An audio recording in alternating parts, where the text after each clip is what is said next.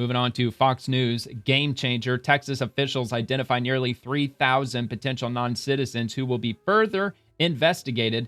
Texas officials confirmed that non-citizens who voted in previous Texas elections will be referred to the Attorney General's office for review and potential prosecution. Quote, illegal voting in Texas will never be tolerated, Governor Greg Abbott said. I'm assuming if it's from Fox News, they've got an article linked. Of course they do. So I'll take a look at this.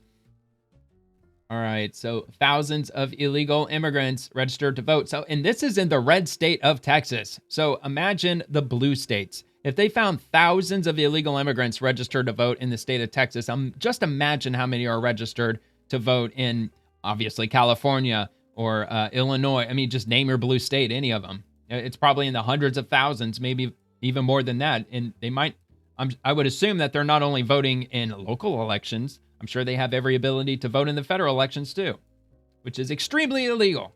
All right, a Texas election review has identified thousands of illegal immigrants on the state's voter rolls, Texas Secretary of State Jay Nelson said on Monday. Nelson said a cross-check of state voter records found that more than 2,700 possible illegal immigrants were registered on the voter rolls, leading to an eligibility review across the 254 counties. Damn, dude, Texas has 254 counties? Good grief. Man, they do everything big in Texas. All right, so the data came from a full comparison of Texas' 18 million registered voters against federal citizenship records in the U.S. Citizenship and Immigration Services SAVE database, according to the Secretary of State's office. Quote, only eligible United States citizens may participate in our elections, Nelson said. Quote, the Trump administration's decision to give states free and direct access to this data set for the first time has been a game changer, and we appreciate the partnership with the federal government to verify the citizenship of those on our voter rolls and maintain accurate voter lists. And the investigation showed that after running the SAVE cross-check, the state officials could identify 2,724 potential non-citizens whose voter files have been sent to local counties to be further investigated. This process falls under Chapter 16 of the Texas Election Code, which requires counties to verify each voter's eligibility and remove confirmed non-citizens from the rolls. Nelson said the review is part of an effort to maintain an accurate voter list and to safeguard election integrity ahead of the 2026 election cycle. Quote, everyone's right to vote is sacred and must be protected, Nelson said. We encourage counties to conduct rigorous investigations to determine if any voter is ineligible, just as they do with any other data set we provide. Each flagged voter will receive a notice from their county registrar, giving them 30 days to provide proof of U.S. citizenship. If a voter does not respond, their registration will be canceled, though it can be reinstated immediately once proof of citizenship is provided. Nelson's statement said confirmed non-citizens who voted in previous Texas elections will be referred to the Attorney General's office for further review and potential prosecution. Good. I hope they do. The announcement comes amid growing national scrutiny of voter rolls as several states, including Georgia, Arizona, and my state of Florida, have conducted similar audits of voter eligibility. Republican Governor Greg Abbott said that since Senate Bill 1 was signed into law, Texas has removed more than 1 million ineligible or outdated registrations from the state's voter rolls, calling the effort essential to safeguard Texans' right to vote. That is insane, dude. Over 1 million ineligible or outdated registrations. That is absolutely crazy. Quote, these reforms have led to the removal of over 1 million ineligible people from our voter rolls in the last 3 years, including non-citizens, deceased voters, and people who moved to another state. I would love to know. I wonder if they could do an analysis on this to take the million ineligible people, this massive list of people who are ineligible, and go through and check. And they probably could use AI to make this a much quicker process to see which one of them have voted over the last year, 2 years, 3 years, 5 years. And just out of curiosity, I'd just like to know how many of them voted for a Republican or how many of them voted for a Democrat. It wouldn't surprise me if over 90% of these people who are ineligible probably voted Democrat. That would not surprise me at all.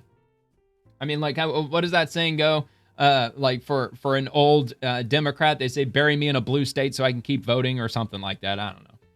All right, anyway, so the Secretary of State and county voter registrars have an ongoing legal requirement to review the voter rolls, remove ineligible voters, and refer any potential illegal voting to the Attorney General's office and local authorities for investigation and prosecution.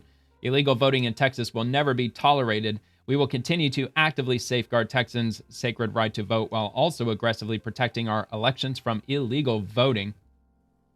All right, so let me read a little bit more. Abbott has called the initiative proof that Texas is leading the nation in election integrity. A breakdown of the information was released by the Secretary of State's office showing Harris County with the largest number of potential non-citizens at 362, followed by Dallas County, and then Bexar County and El Paso County. Smaller counties, including Andrews, Llano, and Cook counties, reported fewer than 10 flagged registrations. In total, all 254 Texas counties were included in the SAVE database review. Counties began sending verification notices this week as part of the 30-day review process. And we've got the county and potential non-citizens. And you can actually download this. It's a PDF. So it shows all the counties and the number from each county. So there you go. But anyway, it goes on for a bit longer, but I'll go ahead and move on. You want to check it out in the description. And we'll move on to the next topic. That's going to be from Homeland Security. Illegal aliens have exploited outdated systems to defraud Americans and taint our elections. All Americans should support President Trump and Secretary Noem's efforts to ensure that only Americans vote in American elections. DHS has revamped the systematic alien verification for entitlements database to ensure government officials can swiftly verify statuses, stopping entitlements and voter fraud. So it is still related after all. All right. So now we're moving on to the next topic for sure this time. CBP making life harder for cartel members. It's what we do. And an anonymous member of the Sinaloa cartel. Ooh, that's loud. I'm sorry. That Trump's immigration and drug policies have put a damper on their black market tradecraft. Dressed conspicuously in a black mask, sunglasses, black gloves, and a hat to conceal his identity. Yep, that's me. You're probably wondering how I ended up in this situation. Do you think what President Trump has been doing has been making your job tougher? Oh, that movie escapes me. Oh, yeah. I know what that is. Cartels are charging much more to get migrants across the southern U.S. border because of Trump's crackdown on illegal migration.